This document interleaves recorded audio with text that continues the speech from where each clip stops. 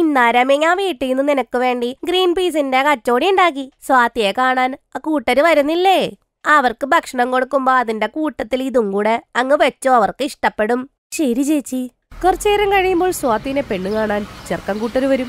അവരെ സ്വീകരിക്കാനായി ഒരുപാട് വിഭവങ്ങൾ ഉണ്ടായിരുന്നു. ഗ്രീൻ പീസിന്റെ kachori, samosa, cool drinks, sweets. പക്ഷെ അവർക്ക് ഏറ്റവും ആ വിഭവത്തിൽ ഇഷ്ടപ്പെട്ടത് ഗ്രീൻ പീസ് കച്ചോടി തന്നെയായിരുന്നു. ഈ ഗ്രീൻ പീസ് കച്ചോടി അടിപൊളിയായിട്ടുണ്ട് കേട്ടോ. ഞങ്ങളുടെ സ്വാതി മോള് നന്നായിട്ട് ഉണ്ടാക്കും ആഹാരം. അവള് ഓരോ വിഭവങ്ങളും മനസ്സിൽ നിന്നാണ് അങ്ങോട്ട് ഉണ്ടാക്കുന്നതേ. ആഹാ, അത് നല്ലൊരു കാര്യമാണല്ലോ. എന്റെ ആഗ്രഹവും എന്റെ മരുമകൾ എനിക്ക് നല്ല ഭക്ഷണം ഉണ്ടാക്കി തരണമെന്ന. സ്വാതിനെ കാണാനും നല്ല രസമുണ്ട്. നമ്മുടെ സുശാന്തിന്റെ കൂടെ നിന്നാൽ ആരും കണ്ണു വിടൂരെ. ഹൈറ്റും കറക്റ്റാണല്ലോ. എനിക്ക് നിങ്ങളുടെ സ്വാതിയെ ഇഷ്ടപ്പെട്ടു കേട്ടോ. ഇനി സ്വാതിയും സുശാന്തും കൂടെ ഒരുമിച്ച് ഒറ്റയ്ക്കൊന്ന് സംസാരിക്കട്ടെ, അവര് തീരുമാനിക്കട്ടെ. അതിനെന്താ ചേച്ചി, അവര് സംസാരിക്കട്ടെ, കുഴപ്പമില്ല. സ്വാതി മോളെ, നീ സുശാന്തിനെ വിളിച്ച് ഗാർഡനിലോട്ട് പോ. അവിടെയാകുമ്പോ സമാനത്തോടെ സംസാരിക്കാം. ശരി അമ്മ. സ്വാതിയും സുശാന്തും പുറത്തു പോയി സംസാരിക്കാനായി നിൽക്കും. സ്വാതി, ഞങ്ങളുടെ കുടുംബം ഒരു പഞ്ചാബി കുടുംബമാണ്. നോക്ക്, ഞങ്ങളുടെ കുടുംബത്തിലെ എല്ലാവരും വളരെ നല്ല ഭക്ഷണപ്രിയരാണ്. പിന്നെ എൻ്റെ കാര്യം പറയട്ടെ, ഞാനും വളരെ നന്നായിട്ട് ഭക്ഷണം കഴിക്കുന്ന ഒരാളാണ്. സ്വാതി വളരെ നന്നായിട്ട് ഭക്ഷണം ഉണ്ടാക്കുന്ന ആളാണെന്ന് അറിഞ്ഞപ്പോൾ എനിക്ക് ഒരുപാട് സന്തോഷമായി. കാരണം എൻ്റെ ഭാര്യയാകാൻ പോകുന്ന കുട്ടി അങ്ങനെ ഒരാളായിരിക്കണമെന്നാണ് എൻ്റെ ആഗ്രഹം. ഇത് കേട്ട് സ്വാതി ഒന്ന് പുഞ്ചിരിച്ചു. കാരണം സ്വാതിക്ക് സുശാന്തിനെ ഇഷ്ടപ്പെട്ടിരുന്നു. അങ്ങനെ സ്വാതിയുടെയും സുശാന്തിന്റെയും വിവാഹം ഉറപ്പിച്ചു, എല്ലാവരുടെ സമ്മതത്തോടെ തന്നെ. അങ്ങനെ കുറച്ചു ദിവസം കഴിഞ്ഞ് സ്വാതി സുശാന്തിന്റെ വീട്ടിലേക്ക് പോയി. കല്യാണത്തിന്റെ പിറ്റേന്ന്, ഞാൻ ഇന്ന് എല്ലാവർക്കും നല്ല ഭക്ഷണം വെച്ചു കൊടുക്കും, എല്ലാരും എന്നെ പ്രശംസിക്കുമല്ലോ. ഇത് കഴിഞ്ഞ് സ്വാതി നേരെ അടുക്കളയിൽ പോകാൻ പോകുമ്പോൾ അവിടെ അവളുടെ അമ്മായിയമ്മ ഓൾറെഡി ഉണ്ടായിരുന്നു. ആ മോളെ, അതാ അടുക്കള ഞാൻ നിനക്ക് വിട്ടു വന്നേക്കുവാ. ഇന്ന് ഞങ്ങൾക്ക് വേണ്ടി നീ അന്ന് ഉണ്ടാക്കിയ ഗ്രീൻ പീസ് കച്ചോടിയില്ലേ, അത് തന്നെ ആയിക്കോട്ടെ. നല്ല ടേസ്റ്റ് ആയിരുന്നു, എനിക്കത് വേണം ഇപ്പൊ. എന്ത് ഗ്രീൻ പീസ് കച്ചോടിയോ? പണിയായല്ലോ സ്വാതി. ഇനിയിപ്പോ എന്ത് ചെയ്യും? അന്ന് ചിറ്റമ്മ ഉണ്ടാക്കിയ സാധനമായിരുന്നു, കള്ളം പറയാൻ ചെയ്തു. ഇനി ഞാനത് ഉണ്ടാക്കാൻ എന്താ ഇപ്പൊ ചെയ്യാ? എന്തു പറ്റി മരുമോളെ, എന്താ ആലോചിച്ചാ നിക്കുന്നത്? ഒന്നുമില്ല, അമ്മ പോയിട്ട് വിശ്രമിച്ചോളൂ, ഞാൻ കച്ചോടി ഉണ്ടാക്കി കൊണ്ടുവരാം. സ്വാതി പറഞ്ഞത് കൊണ്ട് അമ്മായിയമ്മ പുറത്തേക്കങ്ങ് പോയി. അപ്പോഴേക്കും അവളുടെ നാത്തൂൻ അവിടെ എത്തും. അമ്മ, ചേട്ടത്തി എന്താണ് ഇന്നുണ്ടാക്കാൻ പോകുന്നത്? ഞാനന്ന് അവളെ പെണ്ണ് കാണാൻ പോയില്ലേ, അന്ന് തൊട്ടേ എനിക്ക് അവളുടെ ഗ്രീൻ പീസിന്റെ കച്ചോടി ഭയങ്കര ഇഷ്ടാ. അത് തന്നെ ഞാൻ അവളോട് ഉണ്ടാക്കാൻ പറഞ്ഞിട്ടുണ്ട് മോളെ. എന്ത് ഗ്രീൻ പീസിന്റെ കച്ചോടിയോ? ഓ, ഇന്ന് വാട്ടി പൊളിയായിരിക്കും. കച്ചോടിയുടെ കൂടെ ചമ്മന്തിയും കൂടെ കിട്ടിയാ പൊളിച്ചേനെ. ഞാനൊന്ന് പറഞ്ഞിട്ട് വരാവേ. അങ്ങനെ അവൾ അടുക്കളയിലോട്ട് പോകും. ചേട്ടത്തി, കച്ചോടിയുടെ കൂടെ ചമ്മന്തി കൂടെ ഉണ്ടാക്കാൻ മറക്കല്ലേ. ശരി നാത്തൂനെ. നിമിത്തേയും ഓർഡർ ചെയ്ത് അങ്ങ് പോകും. ഇനി എന്ത് ചെയ്യും? ചിറ്റയെ വിളിച്ച് റെസിപ്പി ചോദിക്കാം. ചിറ്റയെ വിളിച്ചിട്ട് ചിറ്റ ഫോണും എടുക്കുന്നുണ്ടായിരുന്നില്ല. ഇതെന്താ ചിറ്റയെ വിളിച്ചിട്ട് കിട്ടാത്തെ? അമ്മേനെ ഒന്ന് വിളിച്ച് ചോദിക്കാം എന്തായാലും. ഇതിനുശേഷം സ്വാതി സ്വന്തം അമ്മേനെ വിളിക്കും. അമ്മ, ഇതെന്താ ചിറ്റയുടെ ഫോൺ കണക്ട് ആവാത്തത്? ഓ, അതെന്താന്ന് വെച്ചാൽ അവള് കല്യാണം കഴിഞ്ഞപ്പോ തന്നെ തീർത്ഥയാത്രയ്ക്ക് പോയിരുന്നു. അവിടെ നെറ്റ്വർക്ക് ഉണ്ടാവില്ല. അല്ല, എന്താ കാര്യം മോളെ? ഒരു പ്രശ്നമുണ്ടമ്മ. കല്യാണത്തിന്റെ ആദ്യത്തെ ദിവസം തന്നെ നിനക്ക് എന്താണാവോ ഇത്ര വലിയ പ്രശ്നം? അമ്മ, ഗ്രീൻ പീസ് കച്ചോടി എങ്ങനെ ഉണ്ടാക്കണേന്നൊന്ന് പറഞ്ഞു തരുമോ? അയ്യോ മോളെ, അത് എനിക്കും അറിയില്ലല്ലോ. നിന്റെ ചിറ്റയ്ക്ക് മാത്രമേ അത് ഉണ്ടാക്കാൻ അറിയുള്ളൂ. ഉരുളക്കിഴങ്ങും സവാളയൊക്കെ ഇട്ടുള്ള കച്ചോടിയാണെങ്കിൽ ഞാൻ പറഞ്ഞു തരാം. എന്റെ ദൈവമേ, ഞാൻ ഇനി എന്ത് ചെയ്യും? അയ്യോ, പണി കിട്ടിയല്ലോ. ഇനി എന്താ ചെയ്യാ? ഗൂഗിളിൽ നമുക്ക് എല്ലാം സെർച്ച് ചെയ്ത് നോക്കാലോ. സ്വാതി ഫോൺ ഓണാക്കിയപ്പോ അവളുടെ മൊബൈൽ ഡാറ്റ തീർന്നിരിക്കുകയായിരുന്നു. ഓഹോ, നെറ്റും തീർന്നല്ലോ എന്റെ. ഉരുളക്കിഴങ്ങ് സവാള ഇട്ടുണ്ടാക്കുന്ന പോലെ തന്നെ ഗ്രീൻ പീസിന്റെ കച്ചോടി ഉണ്ടാക്കി നോക്കാം. കൊള്ളാവില്ലോ നോക്കാലോ. അങ്ങനെ അവൾ ഒരുപാട് നേരം കഴിഞ്ഞിട്ട് കച്ചോടി ഉണ്ടാക്കും. ചേട്ടത്തി, കച്ചോടി ആയെങ്കിലും ഒന്ന് കൊണ്ടുവരോ? ഇപ്പൊ കൊണ്ടുവരാം. ഒന്ന് വെയിറ്റ് ചെയ്യാൻ പോലും ആർക്കും പറ്റില്ലല്ലോ. എല്ലാവർക്കും കച്ചോടി കൊടുക്കും സ്വാതി. ആഹാ, നല്ല മണം വരുന്നുണ്ടല്ലോ. എനിക്കത് കഴിക്കാനായിട്ട് കൊതിയാകുന്നുണ്ട്. അമ്മയച്ചനത് കഴിക്കുമ്പോ തന്നെ, അയ്യേ, ഇതെന്തുവാ ഇത്? ഗ്രീൻ പീസ് വെന്തിട്ട് പോലും ഇല്ല. ആരെങ്കിലും ഇങ്ങനെ കച്ചോടി ഉണ്ടാക്കുവോ മോളെ? സത്യം പറയാലോ മോളെ, അന്നുണ്ടാക്കിയ ആ രുചിയൊന്നും ഇതിനില്ലല്ലോ. എന്തു പറ്റി? അത് പിന്നെ അമ്മ, ഇത് സ്വാതിക്ക് ആദ്യത്തെ അടുക്കളയല്ലേ. സ്വാതി അല്പം പേടിച്ചു പോയതായിരിക്കും. അടുത്ത പ്രാവശ്യം ഉണ്ടാക്കുമ്പോ അവള് നല്ലപോലെ ഉണ്ടാക്കും, അല്ലേ സ്വാതി? അതെ അമ്മ, അടുത്ത പ്രാവശ്യം ഞാൻ നന്നായി ഉണ്ടാക്കാം. അവരത് കഴിക്കാതെ തന്നെ അവിടുന്ന് എണീറ്റ് പോകും. എന്റെ ദൈവമേ, ഇപ്രാവശ്യം ഞാൻ എങ്ങനെയൊക്കെ രക്ഷപ്പെട്ടു. ഇനി അടുത്ത പ്രാവശ്യം ഇതുപോലെ തന്നെ ആയിക്കഴിഞ്ഞാൽ അവരെന്തു പറയും? എന്നെ മിക്കാറും ഇവിടെ നിന്ന് ഇറക്കി വിടും. സ്വാതി ഇത് ആലോചിച്ചുകൊണ്ട് വിഷമിക്കുകയായിരുന്നു. അവൾ അവളുടെ ചിറ്റേനെ വിളിച്ചുകൊണ്ടേയിരുന്നു. പക്ഷെ തീർത്ഥയാത്രയിലായതുകൊണ്ട് നെറ്റ്വർക്ക് കിട്ടുന്നുണ്ടായിരുന്നില്ല. അടുത്ത ദിവസം അവൾ എല്ലാവർക്കും വേണ്ടി പനീർ കറിയും ചപ്പാത്തിയും ഒക്കെ ഉണ്ടാക്കി എല്ലാവർക്കും ഇഷ്ടപ്പെട്ടു. അടിപൊളിയായിട്ടുണ്ട് മോളെ, ഇന്ന് നന്നായി വെച്ചിട്ടുണ്ട്, എനിക്കിഷ്ടായി. സമാധാനായി, ഇവർക്ക് ഇഷ്ടപ്പെട്ടല്ലോ ഞാൻ ഉണ്ടാക്കിയ ഭക്ഷണം. 2 ദിവസം അവധിയായിരുന്നു. അപ്പൊ എല്ലാവർക്കും ഗ്രീൻ പീസ് കച്ചോടി തിന്നാൻ ആഗ്രഹമായിരുന്നു. ആ മോളെ, ഇപ്പൊ അവധിയല്ലേ, എല്ലാവർക്കും ഗ്രീൻ പീസ് കച്ചോടി തിന്നാൻ ആഗ്രഹമുണ്ട്. അന്നത്തെ പോലെ ഉണ്ടാക്കിയരുത് കേട്ടോ. നല്ല രീതിയിൽ തന്നെ മോളിന്ന് ഉണ്ടാക്കി തരണം. ആ ശരി അമ്മ. സ്വാതി അടുക്കളയിൽ പോയി കച്ചോടി ഉണ്ടാക്കുന്നതായിട്ട് അഭിനയിക്കാൻ തുടങ്ങും. പക്ഷെ ശരിക്കും പറഞ്ഞാൽ പപ്പു എന്ന് പറഞ്ഞ ചേട്ടനെ വിളിച്ചിട്ട് കടയിൽ നിന്നും 10 കച്ചോടി ഓർഡർ ചെയ്യുകയായിരുന്നു അവൾ ചെയ്തത്. പുറകിലത്തെ വാതില് വഴി കച്ചോടി മേടിക്കും. ഇന്നെന്തായാലും ഉറപ്പായിട്ട് എല്ലാവർക്കും കച്ചോടി ഇഷ്ടപ്പെടും. എന്നിട്ട് അവൾ എല്ലാവർക്കും കച്ചോടി വിളമ്പി കൊടുക്കും. അത് കഴിച്ച് എല്ലാവർക്കും സന്തോഷമായി. ചേട്ടതി, ഇന്നത്തെ കച്ചോടി അടിപൊളിയായിട്ടുണ്ട് കേട്ടോ. ആ മോളെ, നന്നായിട്ടുണ്ട്. എന്നാലും അന്ന് നിന്റെ വീട്ടിൽ കഴിച്ചതിന്റെ രുചി ഇതിന് വന്നിട്ടില്ല. അതെ മോളെ, അടുത്ത പ്രാവശ്യം ഉണ്ടാക്കുമ്പോ അതുപോലെ തന്നെ ഉണ്ടാക്കണേ. കുറച്ചുകൂടെ ഒന്ന് കഷ്ടപ്പെട്ടാ മതി, അന്നത്തെ പോലെ ആയിക്കോളും. എന്റെ ദൈവം, ഇനി അതുപോലെ ഞാൻ എങ്ങനെ ഉണ്ടാക്കും? അങ്ങനെ കുറെ ദിവസങ്ങൾ നീണ്ടുപോയി. സുശാന്ത് ഒരു ദിവസം ഓഫീസിൽ, അതെ, എന്റെ ഭാര്യ ഉണ്ടാക്കുന്ന ആ ഗ്രീൻ പീസ് കച്ചോടി കഴിച്ചാൽ നിങ്ങൾക്ക് ഒരുപാട് ഇഷ്ടപ്പെടും. നല്ല ടേസ്റ്റി ആയിട്ടാണ് അവൾ ഉണ്ടാക്കുന്നത്. അങ്ങനെയാണോ? നാളെ തന്നെ വന്ന് ഞാൻ ഗ്രീൻ പീസ് കച്ചോടി കഴിക്കാം. നിന്റെ ഭാര്യയോട് പറഞ്ഞേക്ക് നാളെ തന്നെ റെഡിയാക്കി വെക്കാൻ. അതിനെന്താ കുഴപ്പം? നിങ്ങൾ നാളെ തന്നെ വന്നോളൂ. വീട്ടിൽ ഗ്രീൻ പീസ് കച്ചോടി റെഡി ആയിരിക്കും. വീട്ടിൽ വന്നവൻ ഈ കാര്യം സ്വാതിയോട് പറയും. നീ ഒരു 5-6 പേർക്കുള്ള കച്ചോടി ഉണ്ടാക്കി വെക്കണം നാളെ.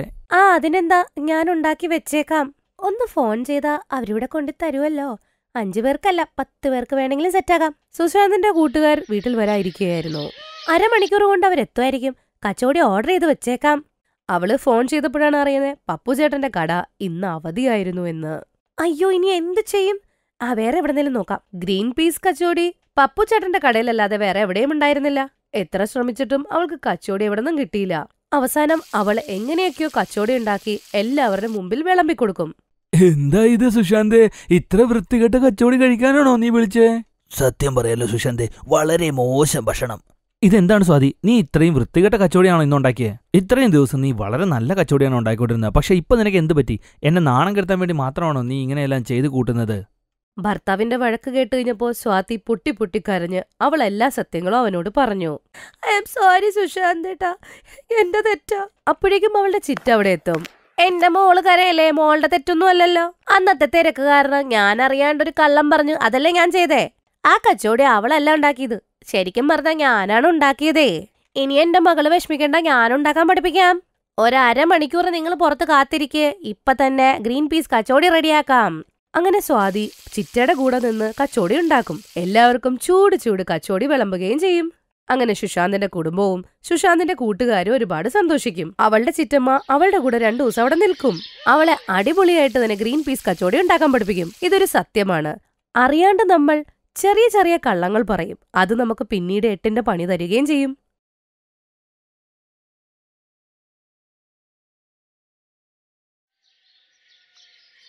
ഒരു ഗ്രാമത്തിൽ വിക്രം എന്നയാൾ സ്വന്തമായി പട്ടാണി കൃഷി ചെയ്ത് സന്തോഷത്തിൽ ജീവിക്കുകയായിരുന്നു. അവൻ അവന്റെ പട്ടാണിയും എടുത്ത് കടയിലോട്ട് പോവുകയായിരുന്നു. എല്ലാരും ഇങ്ങോട്ട് നോക്കൂ, നല്ല ചൂട് പട്ടാണി സമൂസ കഴിക്കാൻ വാ. അപ്പോഴേക്കും അവിടെ എവിടുന്നോ ഒരു വൃദ്ധൻ അവന്റെ കടയിലേക്ക് എത്തും. അതെ, എല്ലാരും ഇവിടെ ഉരുളക്കിഴങ്ങ് സമൂസ വിൽക്കുമ്പോ നീ എന്താ പട്ടാണി സമൂസ വിൽക്കുന്നേ? ഇതിനകത്ത് നീ ഉരുളക്കിഴങ്ങും പട്ടാണി ഇടുന്നുണ്ടോ? ചേട്ടനിവിടെ പുതിയതാണോ? ഞാനിതിൽ ഉരുളക്കിഴങ്ങ് ഉപ്പ് മസാല ഒന്നും ഇടത്തില്ല ഏട്ടാ. നല്ല പച്ച പട്ടാണിയിട്ട് ഉണ്ടാക്കി തരും, അതും നിങ്ങളുടെ മുമ്പിൽ തന്നെ. ഞാനിവിടെ പുതിയതൊന്നും അല്ല, ഞാനിവിടെ ചെറുപ്പം തൊട്ട് താമസിക്കുന്നതാ. അതൊക്കെ പോട്ടെ, ഈ പച്ചപ്പട്ടാണി സമൂസക്ക് എന്താ വില? 1 രൂപ. എന്താ 1 രൂപ പോലും ഇല്ല കയ്യില്? ഇത് കേട്ട് അയാൾ ഞെട്ടിപ്പോയി. നീ എന്താടോ ഇങ്ങനെ പറയുന്നേ? മര്യാദക്ക് സംസാരിക്കേ. ഞാൻ മര്യാദക്കാ സംസാരിക്കണേ. എന്റെ മര്യാദക്കേട് നിങ്ങൾ താങ്ങത്തില്ല കേട്ടോ. പൈസ ഉണ്ടെങ്കിൽ സാധനം തരും, ഇല്ലെങ്കിൽ ഇവിടെ സ്ഥലം വിട്ടോ. ഇവന് ഭ്രാന്താണെന്നാ തോന്നുന്നേ. എനിക്കാണെങ്കിൽ നല്ല വിശക്കുന്നുണ്ട്. ഇവിടെ അടുത്ത് വേറെ കടയും ഇല്ലല്ലോ. എന്നാ ഒരു 10 സമൂസ തന്നേ. വിക്രം അദ്ദേഹത്തിന്റെ മുമ്പിൽ സമൂസ ഉണ്ടാക്കാൻ തുടങ്ങി. അങ്ങനെ അവൻ പച്ചപ്പട്ടാണി പൊളിച്ചെടുത്ത് സമൂസ ഉണ്ടാക്കി അദ്ദേഹത്തിന് കൊടുത്തു. അദ്ദേഹം ആദ്യ സമൂസ നല്ല രുചിയോടെ കഴിച്ചു. അടുത്തതും കഴിച്ചു. കുറച്ചു നേരത്തിനുള്ളിൽ 10 സമൂസയും അദ്ദേഹം കഴിച്ചു. 10ാമത്തെ സമൂസ കഴിച്ചതോടെ അദ്ദേഹം ഉള്ള കാര്യങ്ങൾ പറഞ്ഞു. എന്റെ ചെറുപ്പകാലത്ത് ഞാൻ ഇവിടുത്തെ ഗ്രാമത്തലവനായിരുന്നു. ഞാൻ ഈ ഗ്രാമത്തിലുള്ളവരെ ഒരുപാട് പറ്റിച്ചു. ഒരുപാട് പേരുടെ ഭൂമിയൊക്കെ തട്ടിയെടുത്തു. എല്ലാവരുടെ സ്വർണമൊക്കെ എന്റെ അടുത്ത് പണയം വെപ്പിച്ചു. അതുമാത്രമല്ല, വീടുകളിൽ നിന്ന് പൈസയൊക്കെ ഞാൻ മോഷ്ടിപ്പിച്ചു. അങ്ങനെ ഉണ്ടാക്കിയതെല്ലാം കൊണ്ട് ഒരു രാത്രി ഞാനിവിടുന്ന് മുങ്ങുന്ന സമയം എവിടെ നിന്നോ ഒരു പയ്യൻ വന്ന് എന്റെ മുമ്പിൽ ചാടി ഇതെല്ലാം കണ്ടു. ഇരുട്ടായിരുന്നത് കൊണ്ട് ഞാൻ അവന്റെ മുഖം കണ്ടില്ല. ഞാനങ്ങ് പേടിച്ചുപോയി. അവനെ ഞാനങ്ങ് തീർത്ത് കളഞ്ഞു. എന്നിട്ട് ഞാൻ അവനെ ഇവിടുത്തെ പട്ടാണി കൃഷിഭൂമിയിൽ അങ്ങ് കുഴിച്ചു മൂടി. എന്നിട്ട് ഞാനിവിടുന്ന് എന്നേക്കുമായി ഓടിപ്പോയി. നിങ്ങൾ എന്താ ഈ പറയുന്നേ? ഇത്രയും കള്ളത്തരം കാണിച്ചിട്ട് എൻ്റെ അടുത്ത് മര്യാദ കാണിക്കാൻ പറയുന്നോ? ഇതെന്താ എന്റെ വായിനെങ്ങനെ ഈ സത്യങ്ങളൊക്കെ പുറത്തു വന്നേ? ഇന്നാ നിന്റെ പൈസ പിടിച്ചോ, ഞാൻ പോട്ടെ. പൈസ കൊടുത്തിട്ട് ആ വൃദ്ധൻ ഗ്രാമത്തിലേക്ക് നടന്നുപോയി. അദ്ദേഹം ഗ്രാമത്തിലെത്തി എല്ലായിടവും നോക്കി. ഈ ഗ്രാമത്തില് പഴയ ആൾക്കാരൊന്നും കാണാൻ സാധ്യതയില്ലല്ലോ. എല്ലാത്തിനും ഞാൻ പറ്റിച്ചതല്ലേ. അതുകൊണ്ട് എല്ലാരും ഈ ഗ്രാമം വിട്ട് പോയിട്ടുണ്ടാകും. ഇവിടെയുള്ളവരൊക്കെ ഒന്നുപോയി പരിചയപ്പെടാം. എന്നെ ഒരുത്തനും മനസ്സിലാവാനായിട്ടുള്ള സാധ്യതയില്ല. കാരണം ഞാനിപ്പോ വയസ്സായില്ലേ. ഗ്രാമത്തിലെ ഓരോരുത്തരുമായി അദ്ദേഹം സംസാരിക്കാൻ തുടങ്ങി. അപ്പോ ഒരാൾ പറഞ്ഞു, അതേ പയ്യന്മാരെ, നിങ്ങളുടെ ഗ്രാമത്തിലെ ഏറ്റവും നല്ല ഭക്ഷണം പട്ടാണി സമൂസ തന്നെയാ. ആ റോട്ടിൽ സമൂസ വിൽക്കുന്നവൻ ഇച്ചിരി പെശകാണെന്ന് തോന്നുന്നുണ്ട്. പക്ഷേ ആ സമൂസക്ക് നല്ല രുചിയാ. എനിക്ക് തോന്നുന്നത് തനിക്ക് പ്രാന്താണെന്നാണ്. ഇവിടെ സമൂസക്കാരനൊന്നും ഇല്ലടേ. ഇവരെന്താ എന്നെ പ്രാന്തൻ എന്ന് പറയുന്നേ? ആ, എനിക്ക് തോന്നുന്നത് ആ സമൂസക്കാരനെ പോലെ തന്നെയാ ഇവിടെ ഉള്ളവന്മാരും. ഒരു ബോധമില്ല. ഇവിടുന്ന് പോയിട്ട് വേറെ വല്ലവരോട് ചോദിച്ചു നോക്കാം. ആ വൃദ്ധൻ അവിടെ നിന്ന് പോയി. ആ പയ്യന്മാര് ചിന്തയിലായി. ഡേയ്, ഇയാള് പറഞ്ഞ വല്ല കാര്യമുണ്ടോ? ഇനി രാത്രി ഇവിടെ വല്ല സമൂസക്കാരനും വന്ന് കടയിട്ടോ? എന്നാലേ നമുക്കൊന്ന് പോയി കഴിച്ചു നോക്കിയാലോ?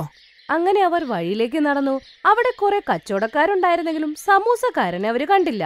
അവര് കുറെ പേരോട് അന്വേഷിച്ചു, പക്ഷെ ആർക്കും അറിയില്ല. എന്റെ പിള്ളേരെ, ഇവിടെ സമൂസക്കാരനൊന്നും ഇല്ല. ആരാ പറഞ്ഞേ? അപ്പൊ ആ വയസ്സം വല്ല പ്രാന്താശുപത്രിയും ചാടി വന്നായിരിക്കും.